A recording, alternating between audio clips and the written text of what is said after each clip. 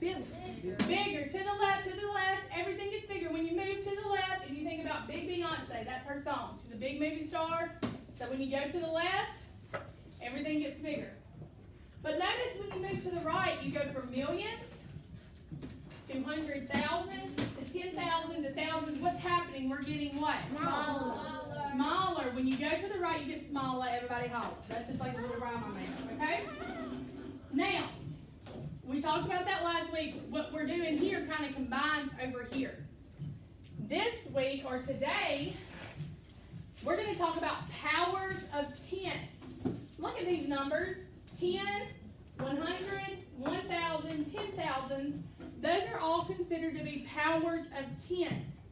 So essentially, if you have a number that has a 1 in the front and zeros in the back, it is a power of 10. There's different ways we can write that. You can multiply 10 repeatedly to get it. So how many zeros are in 100? 2. So how many 10s do I multiply? 2. And then you can write it in what they call shorthand or exponent form. And they write 10 and they put a little bitty 2 at the top. Okay, so essentially 100 has how many zeros? 2. How many 10s can you multiply? 2. And you're going to put a little bitty 2. It's a pattern. 1,000 has how many zeros? 3. How many times will I multiply 10? 3. And then I'm going to put 10 to the power of 3. Meaning 10 times 10 times 10. That's just, these all mean the same thing. They're written differently. 10,000 has how many zeros? 4. How many times did I multiply 10? 4. And then 10 to the 4. 4th power. So, we're going to use some stuff that we learned last week, or that we're still learning, to help us solve problems that have decimals and powers of 10 in it. Now, there's different ways you can solve these, but they're all the same thing. So, I'm going to write this problem again, and I'm going to solve it in 2 different ways. 3, and I'm going to give you all a copy of this to go in your notes today. We'll put notes in our notebooks tomorrow. 3 4200 times 10 to the 3rd power. I always tell my students, when you see an exponent form, always just rewrite it to the standard form where you don't get confused. So how many zeros should be behind my 1? 3. 3 zeros behind that 1.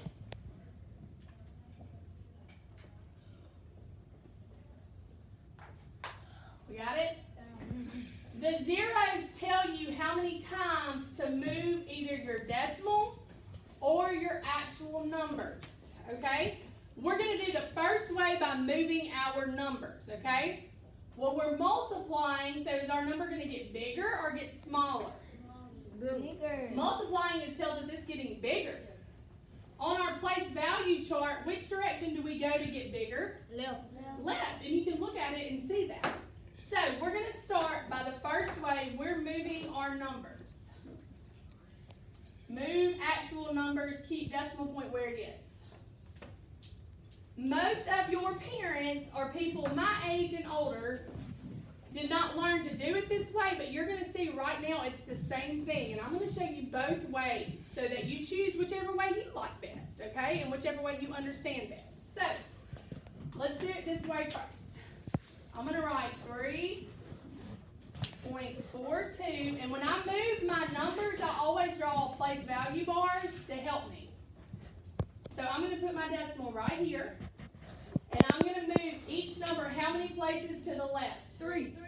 3 to the left. Numbers, not decimals. So I always am going to start the furthest over. So I'm going to move my 3. Count with me. 1, 2, 3. I'm going to write my 3 right here. Now I'm going to move my 4. 1, 2, 3. And write my 4 right here. And my 2, 1, 2, 3. And write my 2 right here. And then I'm going to fill all the other blanks in with zeros. So your new number is 3,420 is your new number. That's how you move the numbers. Now, what you're going to learn is if you move your numbers to the left to get bigger, the decimal is going to move the opposite. Y'all see how the decimal is further back now? So essentially the decimal just moved back. So if you rather just hop your decimal, here's how you would do that. So, example 2, we're actually, in this one, we're going to move our decimal.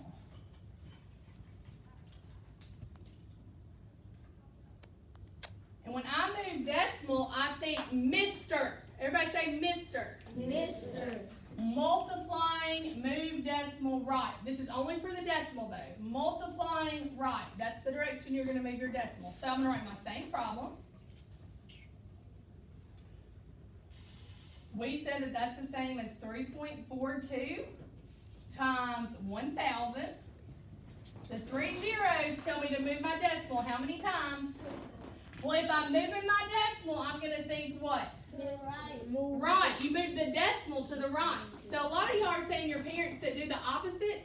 It's because they're teaching you to move the decimal, which is fine. But you have to know the difference of right and left. Okay, so here we go. Now we can just hop our decimal. How many times to the right? 1, 2, 3. Write your decimal. Fill that in with a 0. And our answer is what? 3,420. And the reason it works both ways is when you move your numbers, are you not pulling away from that decimal when you move to the left? So you're stretching away. So there's 2 ways you can do it. You can either choose to hop your numbers, your actual numbers, and keep your decimal still. Or you can choose to, hop your decimal. The main thing is you have to understand when you hop that decimal, these numbers are still getting bigger in each place value. They still moved to the left. You've got to understand that concept. So my preferable way is that you do this where you don't get confused, but hey, if you understand that way better, I'm fine with that as well. Stop it.